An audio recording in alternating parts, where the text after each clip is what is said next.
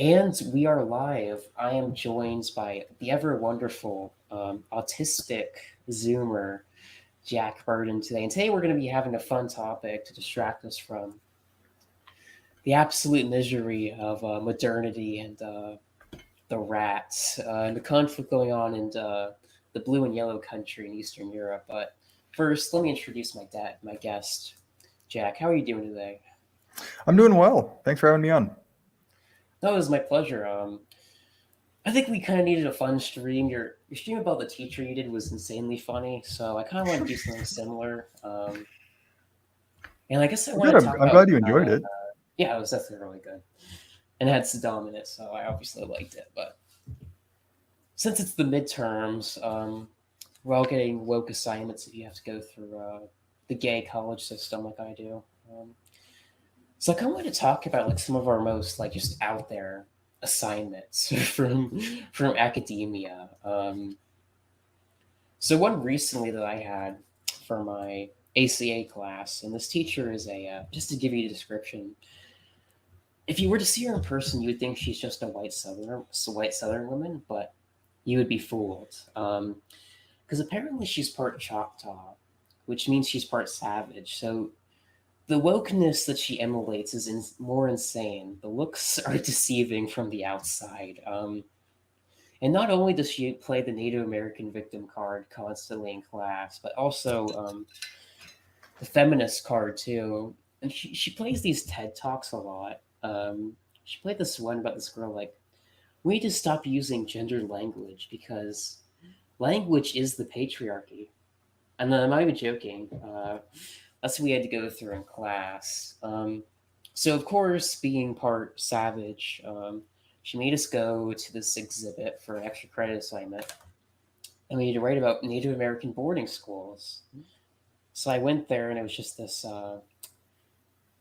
fat woman who could have been Native American. It's hard to tell because they're so white. It's like Elizabeth Warren. Like it's hard to tell where the meme stops and where reality begins with this because it's so insane. So I had to do that. That was fun. I had to write a bunch of facts about how white men bad, Indian man good. Also, because white man oppressed us, it helped us organize into being a political force for the left. Essentially, was the message that I gleaned from that assignment. Well, I don't. Let's see, because I also went through community college. I've had some good ones. I think I've told the story before of the sociology class I was in. When this was the like, and you probably know this. There's like a genre, and they're kind of aged out now, of like ex hippie professors who really don't do anything and kind of smoked their brains away, but still have like a tenured position somehow. And so this guy was, his class was super easy, and I just stopped going to it because it was like a joke. There was no point in it, like I wasn't really learning anything. But when I went, there were a couple of things. Like one, there was he had this like big project at the end of the year that was like this extra credit assignment, and it was basically there so that people who were there to get like vocational degrees could pass the class. Like nothing against them, but a lot of people there weren't like particularly scholarly, and so they needed gen eds, but like kind of had a hard time passing. And like fair enough, right? I get it.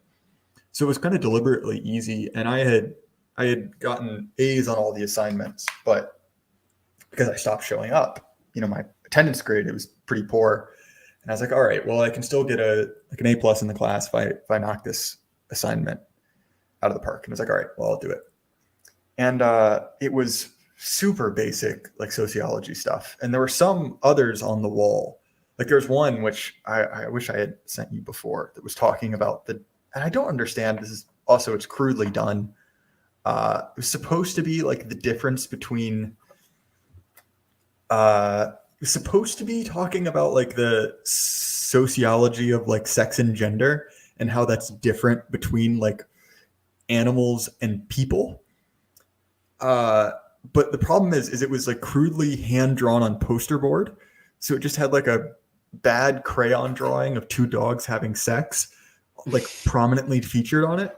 And so I was like, well, okay, if that clears the bar, then they'll let anything.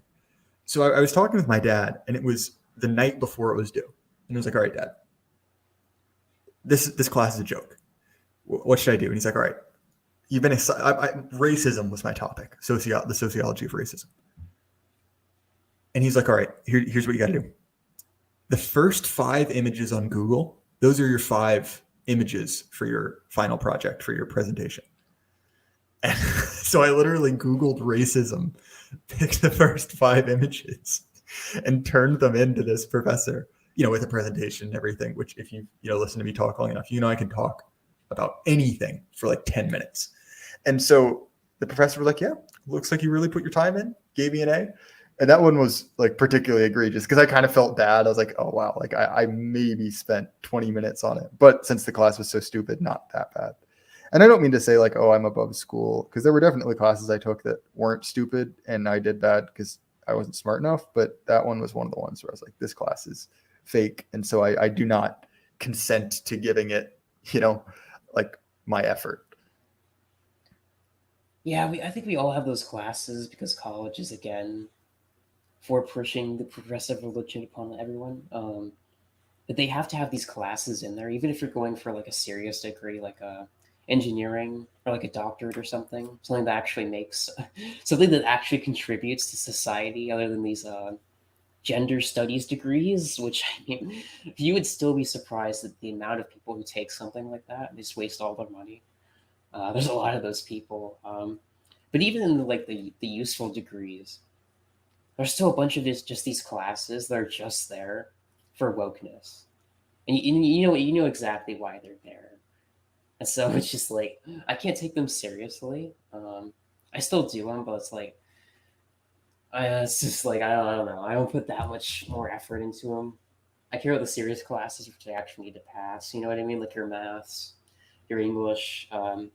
I don't care about Native American History 1 or something like that, or what's I another one?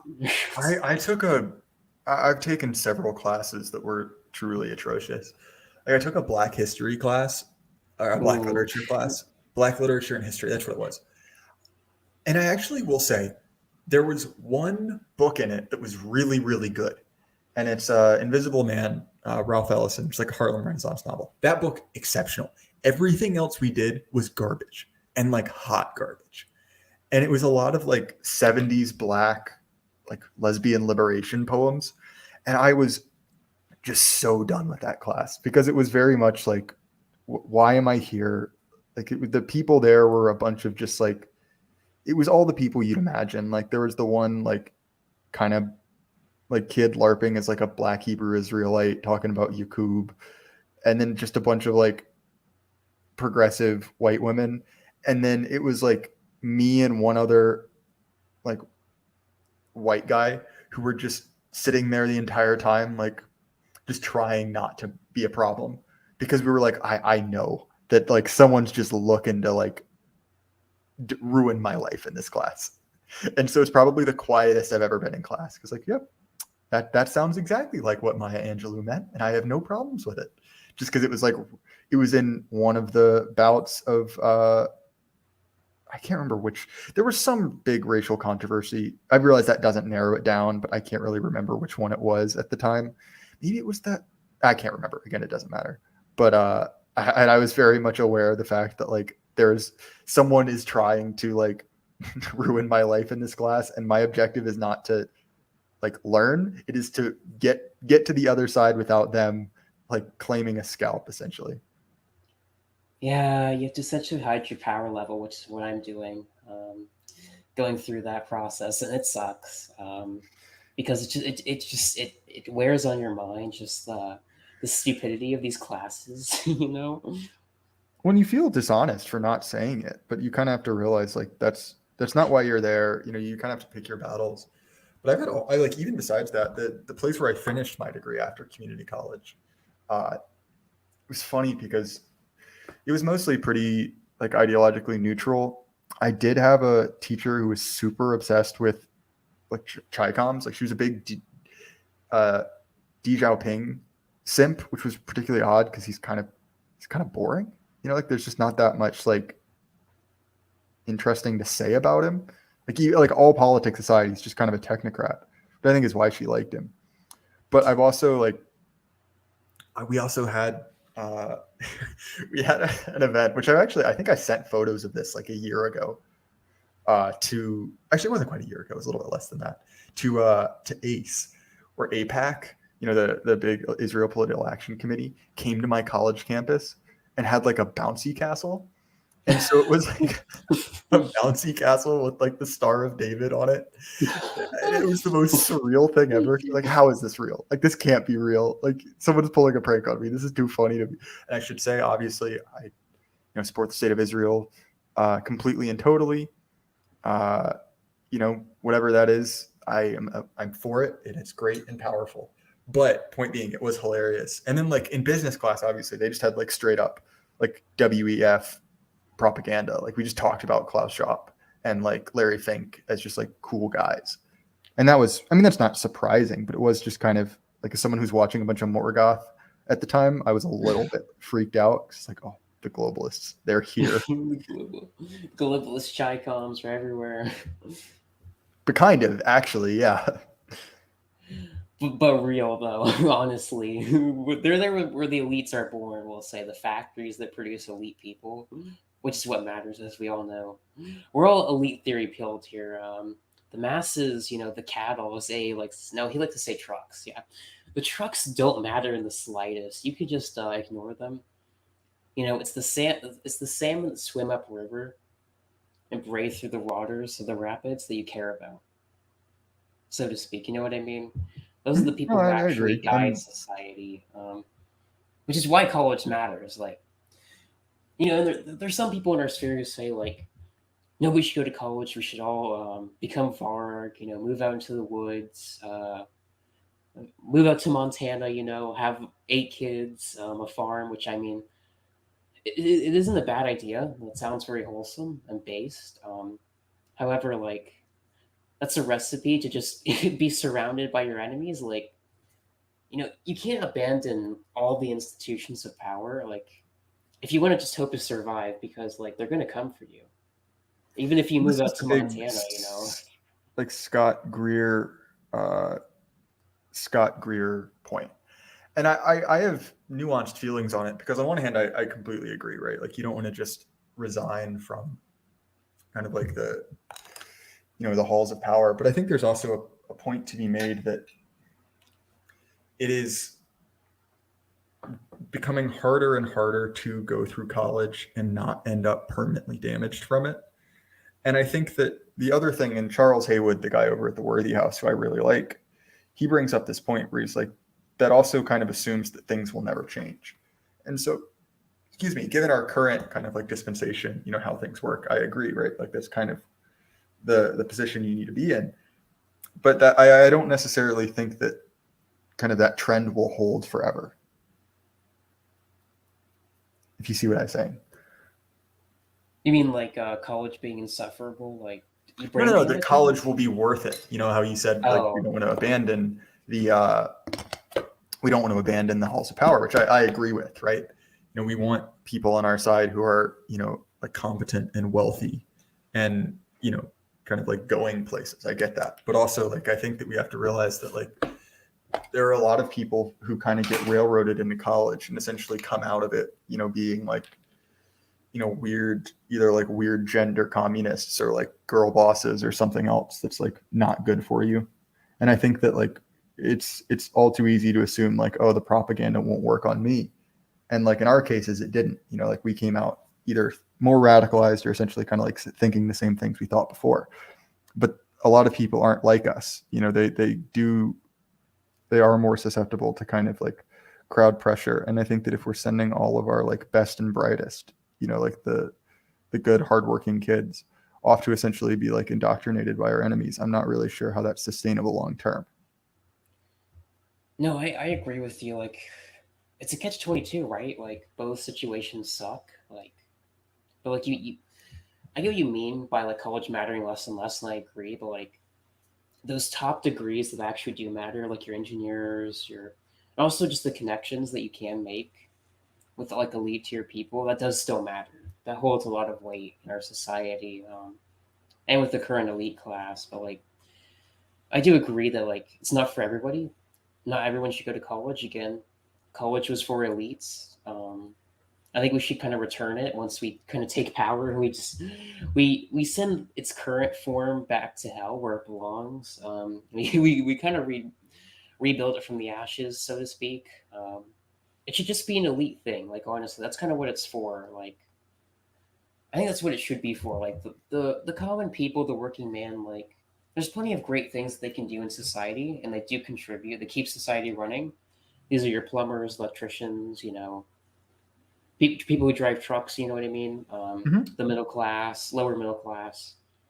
But like they're not elite people, elite tier people. Like, and that's kind of what college is for. So like, and also it's kind of cruel to entrap these people by telling them that you can get upward social mobility just by going to college, like, which isn't guaranteed at all. Like honestly, you could end up worse off in debts. Or, working at Burger King or something like that does happen. So you want to be very careful with that. And so the current situation sucks both ways.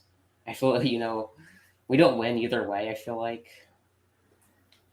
No, I agree. I think that the problem is that essentially, like the much like like the prison system, that the college system essentially like is become its own monster to a certain point. Like there's a massive patronage network built up, of college professors and college admin, and so like there's a part of me that's just like that won't go away until someone makes it go away or material conditions make it go away. If you kind of catch my drift.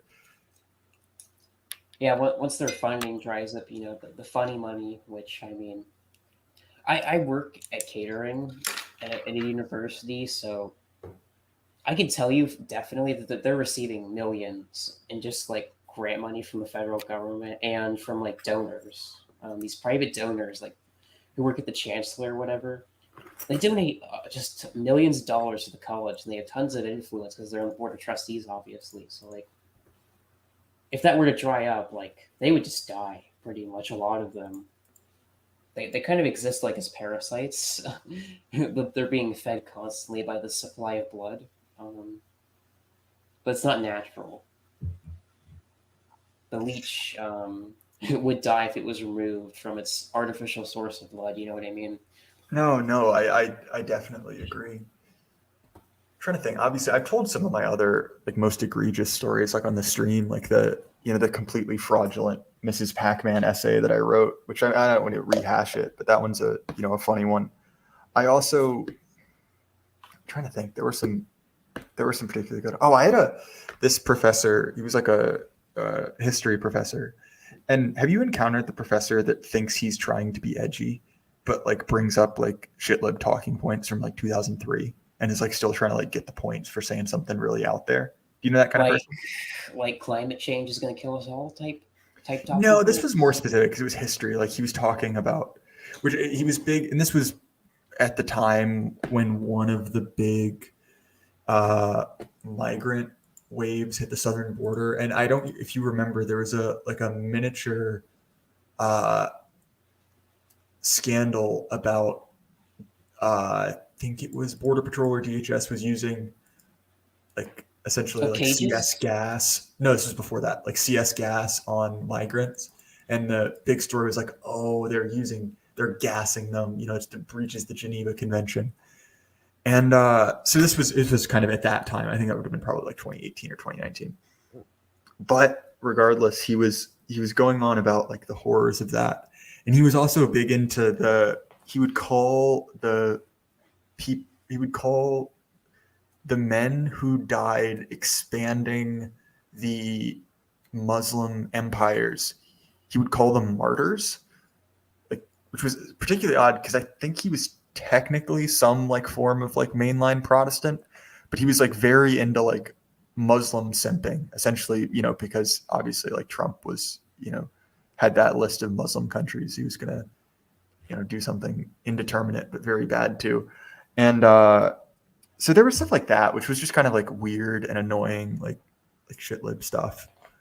I did meet one guy in community college who was a full-on like World War II and Civil War revisionist, so that was kind of fun. Uh, he was in the distinct minority. I'm trying to think what else. I Actually, have a couple of stories from my high school which I think are interesting. oh yeah, go ahead. So I'm going to start with my science teacher because I think he's more interesting than the communist baseball history teacher. I'll save him for later. So for my science class, I had this teacher, like, and the way he looked, like, I swear to you, like, what's that guy on YouTube? Just imagine like your amazing atheist, also like science bro type. Mix them two together, and that's who this guy was.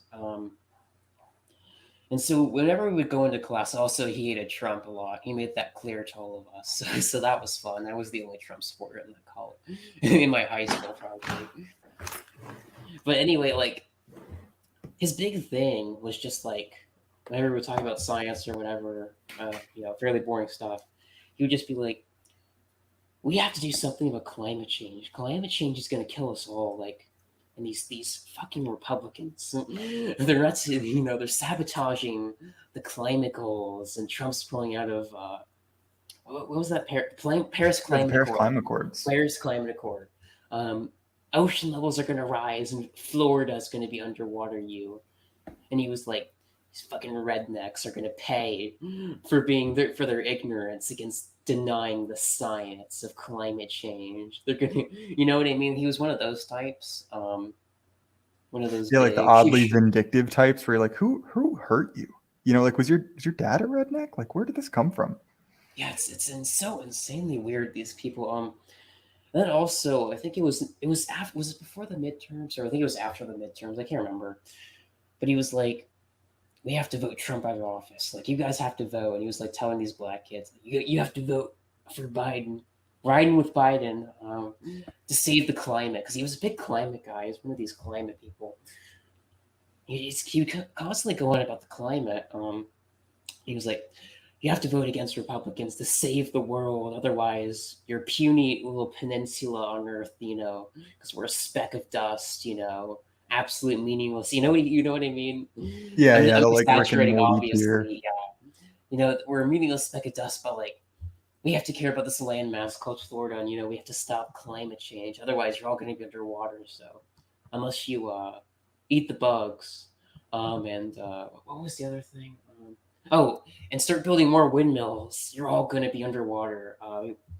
Which I mean, I thought was insanely retarded. But I just wanted to be like, do you have any proof for that? Oh, all your sources come from the World Economic Forum or something like that. Yeah, I hadn't really had any like I had one I will say my science teacher in community college was a lib, but she was like she was like a crunchy lib, so she wasn't that bad. She was just kind of a hippie, and I always liked the hippies way more than like the like neo lib types, and she was big into like recycling, and like she drove an old Volkswagen, and she was kind of like a creature out of time. And so I kind of liked her because I think she just seemed like a weird old.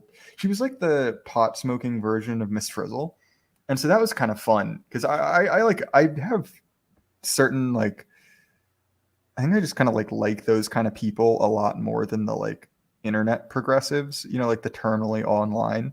Yeah, your Bausch type spread tube. Yeah, exactly. Or the like Occupy Democrats, like Oh, Democracy people of Now. Twitter. Yeah, the like Twitter types who are like, please go outside. I'm begging you. Speaking of the bugs, like I mentioned earlier, like I remember there was one time where they literally talked about the bugs. Like I'm not even joking when I said this. They all brought us. I think it was. I can't remember if it was like for one of those like field trips where you go to like the stadium or whatever. They have a speaker. I can't remember that. Or it was an English class. It was one of the two. But either the case, we were all brought in, and they were having a discussion about like there's too many people on the earth, and we're causing too much pollution. So what we need to do is all these Asian countries are eating bugs, and they're reducing their carbon emissions. So and cows fart too much. So you need to start eating grasshoppers. And they literally started to go into like grasshoppers produce this much carbon, and like a grasshopper farm produces more protein than a cow does. So we're gonna all start eating you need to all start eating grasshopper bars or something like that. And I'm just like, what the fuck is this? You know what I mean? No. Like, Yeah. so Yeah, I I guess always I found just that went just through very a creepy. woke. I guess I went through a woke high school, like really woke. Um, I was but lucky again because I went to a Christian school. I had an incredibly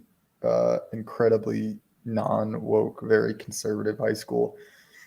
Like well, I mean, Bagby, you who is my high had me there, school. so Yeah, you were lucky, insanely lucky there. he gave us a presentation on 9/11 in school. Oh, Where he's like, I don't know, man, that tower just fell over all on its own, and so that was kind of fun. Uh, yeah. oh, let me talk about my communist baseball teacher real Oh quick. yeah, I tell me haven't about mentioned. that. You were you taught baseball in a class, or was he like a No, no, he coach? was the baseball coach and he was the history teacher at the Mm, same time. odd mix, but okay. Yeah, and he was a short guy, but he had red hair or something. Like, I remember that. He was either way, he was a manlet too, so we already know he's going to be deeply subversive. But anyway, he taught history class, and he was like world history. But when he started to get into like World War I, World War II stuff, and like when communism like first became an not political ideology, he would just go on and on about how like Che Guevara was just misunderstood. And actually, communism is a good system. You see, but capitalists just don't want you to know that. They want to keep you suppressed. You know, the bourgeoisie. I mean, like literally, like Karl Marx talking points. And it just seems very out of place to me. And I was like the only person there who actually like thought for myself. Everybody else was just an NPC except for this one guy, and he was imagine like a redneck, the country redneck, Mm-hmm. and he was pro Trump openly, and he left because I think he got threats or something. I can't remember why. Probably from some people of color, because I forgot to mention this. My high school was majority of color. A lot of them were POCs, so that was a great experience. So yeah, that was my high school experience. Wasn't very great. Yeah, I was pretty lucky in that respect. I really had some odd experiences in college as far as stuff like that. My high school just wasn't that interesting when it came to like woke stuff. But trying to think. Oh, there was a lot of like weird campus activism. Like there was this group of at the first school, the one I dropped out of. There was this like radical vegan presence, and they would basically like smash up any place that served meat, which meant every single like dining establishment on campus. And so there was just this like running overnight vandalism battle between these like radical lesbian vegans. Like one time in an effort to like I can't remember. I think it was they were mad that they served chicken nuggets. And so they released a bunch of Not the chicks chicken everywhere. nuggets. And they were like, "Would you eat this chick?" And everyone's like, "I'm incredibly hungover because I'm a college student at a liberal arts college and I have nothing better to do. Just give me my nuggets." And so they ended up, it escalated to the point where they smashed all the glass in the uh, in the dining hall. Like it got quite, it got quite violent. And I think after that, they finally were like, okay, which it took a lot because it was like a school where they wouldn't like turn students over to the police almost no matter what, because they were ahead of the curve on that too. But I think they finally were like, all right, like we have to stop these kids. They're a menace to society. Once they started like hurting, school property, but it took a while and it was thoroughly inconvenient to try to get to class, and you had to like step over like crystal knock of the chicken. Wow, man, you went through something at that school. Like it sounds I like mean, the people, Frankfurt if they want you School. on the home, just look up the University of Richmond, and you will understand fully. Like it was, there's a lot of weird stuff that went on at that place. It sounds like a mix of the Frankfurt School, just like absolute insanity in terms of progressiveness, but also like a BLM riot at the same time. Well, it was like a pretty, and it's I don't know if it still is now, but like 5 or 6 years ago when I was entering, it was like a decently hard school to get into, but they were really leaning hard into a bunch of like social justice stuff, like relatively early, because they had had like a like Maybe UVA too white. esque scandal where essentially like they had a girl get assaulted, and I don't, it actually, I think it was a like a sincere problem. Like it wasn't just one of the like Rolling Stone like fake made up things, but essentially like in a bid to counter it, they essentially like sold the school out to activists. And I don't know what it is now, but I have a feeling that if there's anything left, it won't be left for long. I can't imagine. Is this place also close to like Jackson Ward? If I do No, much. no, it's nowhere near where I lived because I actually moved back to the city for, like monetary, like for a job. But that was after that's after I'd finished school, and that was like on the opposite end of town. It's in like it's in a very, very wealthy area of town. But They always are. yeah, yeah, because it used to be like many, like prestigious art school. It used to be a seminary. It used to be a Baptist seminary years and years ago, but obviously that's gone. So there are a few people, and I know who went there like years ago, and they're very like well-to-do kind of like establishment country club people. And I went there like many people because it was a good school, and I got in, and I could get at least some of a scholarship to go. But yeah, no, it was, and it's a shame because like I had no love for the school. Like I, even if it hadn't been for the woke stuff, like I wasn't a good fit. I wasn't particularly like fratty, or I wasn't old money, which was a lot of the people who weren't super woke. But there was at least someone would have liked that school. And after they kind of changed it into whatever it became, like there was just no reason at all to go. Like it had no academic standards anymore. It had no social connections anymore. It was just like frothing like gender communists and like essentially like frat like hedonism, which I realize some people are into, but wasn't really my cup of tea. It's quite a shame. A lot of universities are like that in this country, although I can't say I care about them because I hate the university system. It's evil, as we all know. But something interesting that did happen to me during, it wasn't high school, it was middle school, I think. So there was a shooting in my middle school, which just tells you how great of a part of a town this school was. And it was in the black area of where I used to live in Florida. But like this homeless guy, and there's like a park on the other side of the school. So this homeless guy was smoking a cigarette, um, and this cop told him to stop, and then he just pulled out a gun and started shooting. Oh, And it was lovely. on the news, so it was a big story for the time. And that was like in 2011, 2012, or something like that. Of course, that was Obama's second term, so that's when everything started to go downhill socially. Everything became woke. Riots, BLM riots became a thing. Also, pride parades. I started to notice that a lot more. I didn't notice that before. Did you also feel the same way, like where you started to notice them, like they started to be published more, like No, post definitely. Because 2012? I mean, like at first it was like they were very much a thing in like urban centers. So like New York had a pride parade. I think San Francisco had one, like going back to the 70s. But they were in those kind of like liberal enclaves, so to speak. They didn't really hit anywhere else. But now even in like my conservative small town, they have one. Admittedly, no one goes, and it's like a event for social pariahs, but it's still there. Like the city protects it and like makes sure it happens. But to me that was just because like we really saw the formation of kind of the new state religion, and that's a big part of it. And so I'm not really like surprised by it. It kind of makes sense because I remember very distinctly when the gay marriage case came down. Like that was a big deal because I was in kind of like conservative religious communities at the time, and still am, I guess. But I remember that coming down almost like a thunderbolt, and that was very much, I think, when a lot of people like realized or started to realize, like, wait a minute, like no one like we're not important anymore. Like no one wants us. There's kind of like it's like a new client group. And obviously maybe you could have said that happened a long time ago, but I feel like that is when the coalition of the dispossessed, like the Rainbow Coalition, whatever you want to call it, the kind of like Obama way to maintain power, really like came I have to into its own. correct you. It's not Obama. It's Obama. We have to say Obama Yeah, here on right. this channel. Go full boomer mode.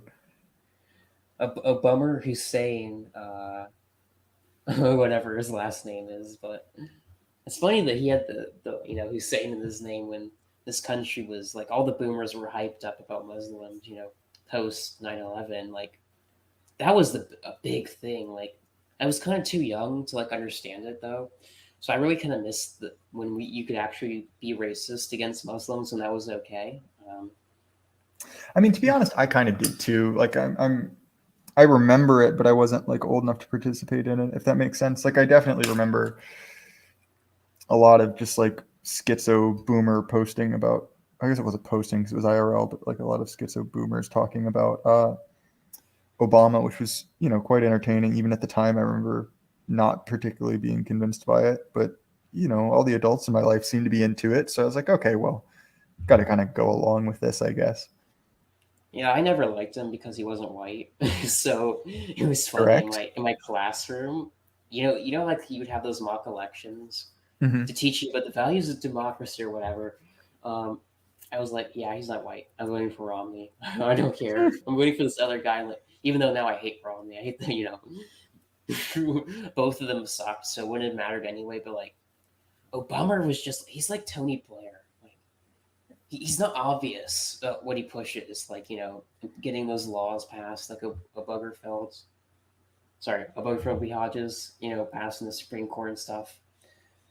Like it's Well, I mean, subtle. he Like he's fundamentally obvious changed the way about the it. country works. Yeah, he finally changed the way society's morals were structured because that would not have been okay. Just like 20 years ago, when I was alive in the early 2000s, like gay pride parades and open would have been a pariah thing. No, But definitely. I completely agree. And I think that, it was also when kind of like the pace of change, just like got to the point where there was no way to hide from it. It just got faster and faster. And so I feel bad because there are a lot of people who, and I think the example is like, Chuck Norris's wife talking about, Obama as like, the light going out, like, oh, it's 1,000 years of darkness. That was her phrase. And that kind of looks a little bit like ridiculous, because that seems like kind of an overreaction. To a certain degree, it was, but I think that they, the like crazed boomers with all the like weird bumper stickers and stuff that we grew up with, like they weren't completely wrong. Obviously, it was a little bit ridiculous, but they were reacting to something real, just maybe not in a particularly intelligent way. yeah, I don't think they could have either way because they were the most socially programmed generation ever. Like, let's not forget that, even though I'm not scapegoating the boomers for their actions, obviously, but they were the most programmed, like with the, NPO trend, like the television, like this shit actually did like program them to think this Oh way. yeah, Like definitely. that's why they're stuck in this mindset, like, and they can't change for the most part because as you get older, it's more and more difficult to change your mind. Like, so that's why they focus really hard on programming these people, to accept mass immigration, sexual revolution, cheap products from China. Let's offshore our industries. You'll save money on your television. Here, have a cigarette or smoke some weed. Be groovy with the times. To use a phrase from the '70s or something. Yeah, well, okay. Let's not be too harsh about cigarettes, but I get your point. Uh, I just brought that up as an example. I meant no, to no, I say know. like Your point weed, stands, right? The kind of like Bernays part of it. drugs. Yeah, mass drug culture is what I meant to say. But I feel really bad, AP, because I realize I've started this interview and I've actually got to be at church in about 20 minutes after this, and I completely forgot. So I might have to call this a little bit early. Again, I'm sorry, and I'm happy to come on your show again, but I realize I've overcommitted tonight. no, it's fine. I really enjoyed this conversation. Is there anything you'd like to show before we kind of head out here? I mean, just my normal stuff. Like you can put my link tree in the description. I have a interview show, 2+ times a week, where I talk to a lot of people from our circles about interesting topics. I recently had, Yiz the Eunuch on. I've recently had my longtime friend and mentor George Bagby on to talk about AA's recent stream about America. I'm also a repository of Thomas 777 So if you're interested in any of those people or anyone else from our circles, I've probably had them on and talked to them. I'll have Todd Lewis on tomorrow night, and I will also be appearing on the Longhouse to talk about King of the Hill. But yeah, that's all my stuff, really. All right, if you guys did enjoy this conversation, please like and subscribe. I greatly appreciate it. I'm only nine or so away from 500, so do it. And remember, the light can't last forever. Keep your hopes up.